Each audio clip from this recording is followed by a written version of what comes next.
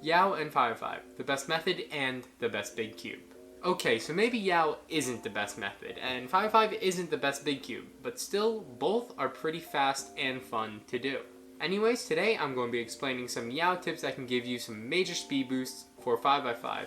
But first, let's talk about hardware. So as of making this video, there are 3, maybe 4 5x5s I would recommend looking into. If you're looking for the best bang for your buck at a base price of $22.99, the YJ MGC5 is undoubtedly the way to go. I personally would recommend getting an Angstrom setup from the Cubicle, but the cube will need about a fourth to a half a turn of tightening out of the box if you do. Another very popular 5.5 is the Valk 5M. When this 5.5 was released in 2019, it took the market by storm and was easily the best 5.5 at the time. It offers a crunchier feeling and more stability if that's what you're looking for in a 5x5.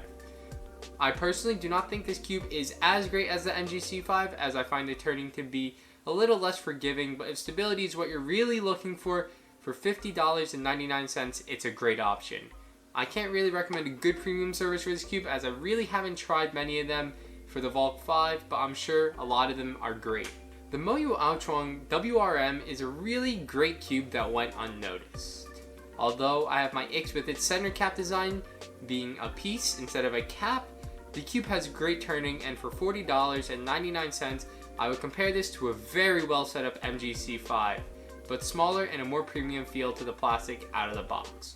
Now this 5.5 I have not tried yet, but I'm hearing a lot of mixed opinions about it. Both Speedcube Shop and the Cubicle have high praises for the Dayaneza 5M, and other top cubers are saying it feels a lot like a GaNCube, which has caused some divided opinions among them.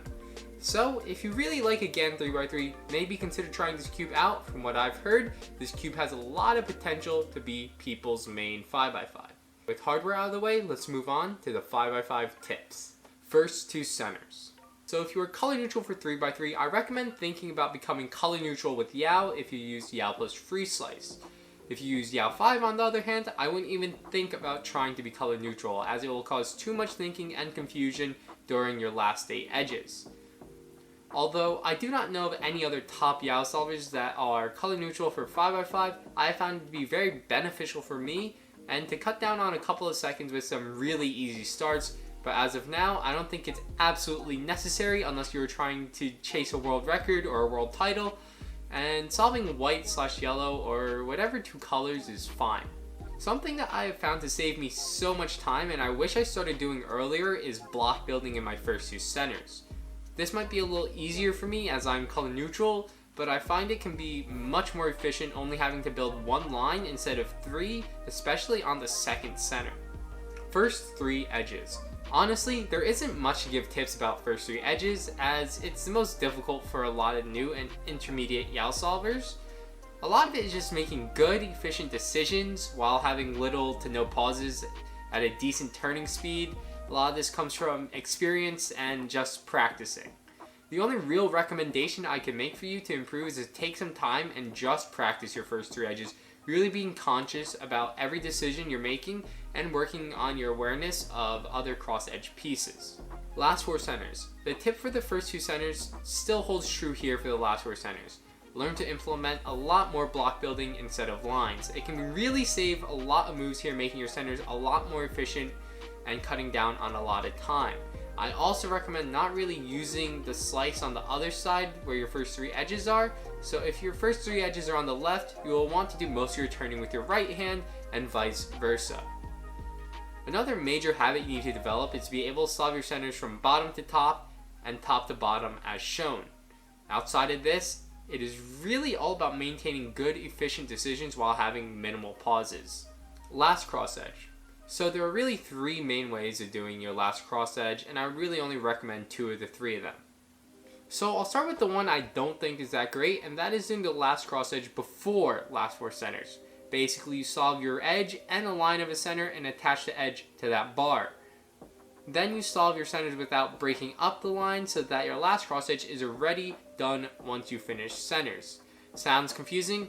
It is, and it's also limiting your turning during the last 4 centers, and making it more restricted is why I don't like it and won't recommend it. The next is the most simple and basic one, and I still use it even for some of my fastest solves. You simply slice, insert a cross edge to be lined up with another, and slice back to pair it up so the center stays in the solved state, and you repeat it until the cross edge is fully solved.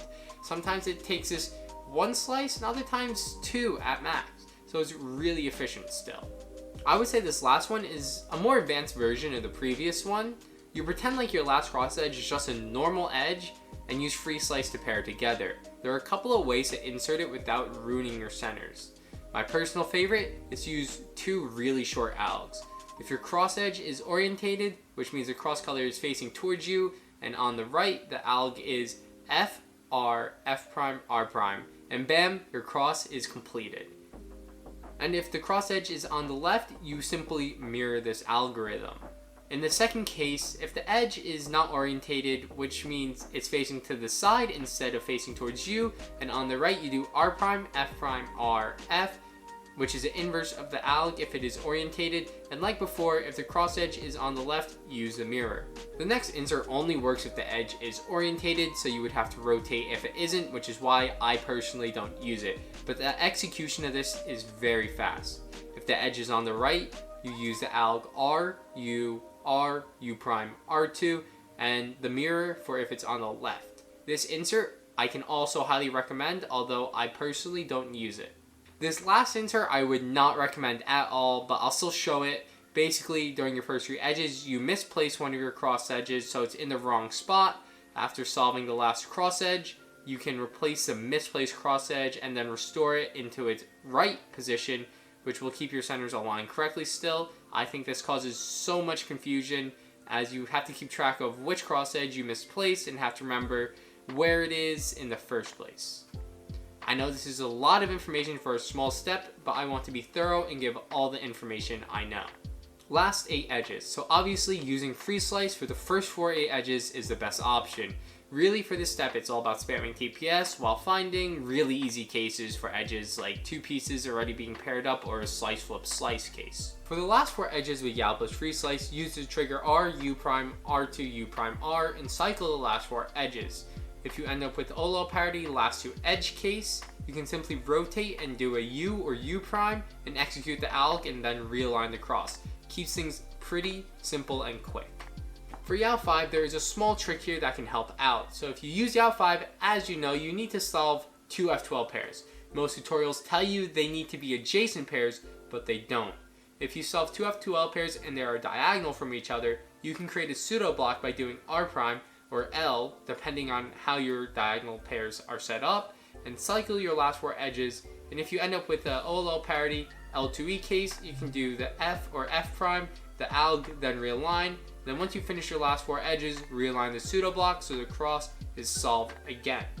3x3 stage. There's not much to say here except to abuse the fact that your cross is already done. While doing your last 2 or 3 edges, try to be looking for an F2L pair for a smooth transition. With magnets, M moves really aren't an issue on 5x5, so nothing special really needs to be needed here. Everything is pretty much one-to-one with the standard 3x3 solve. So that's it for this 5x5 video. I know a lot of information to absorb, so feel free to go back and rewatch certain parts if you need to. Drop a like and subscribe for future YAL Tips videos. Peace.